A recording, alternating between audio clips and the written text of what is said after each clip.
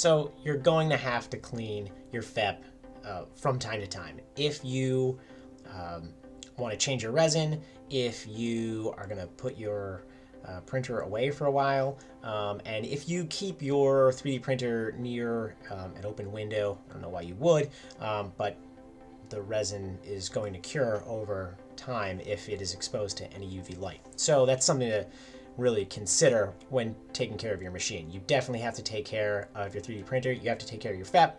But what I'm saying is every single time you have a failed print, there is absolutely no need to wipe it out with isopropyl alcohol.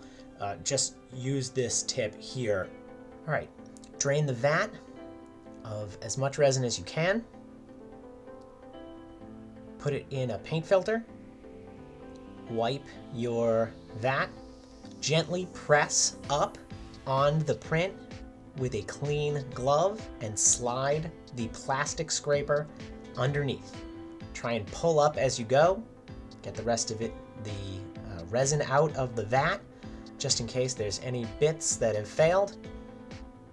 Clean off your build plate.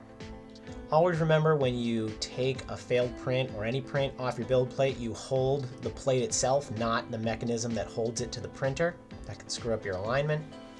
Replace it. And strain it back through one more time just in case there's any contaminants, and then everything you have there is ready to go. All right, everybody. Well, I hope that helped. Happy printing. Next week, I'll be back with another build video.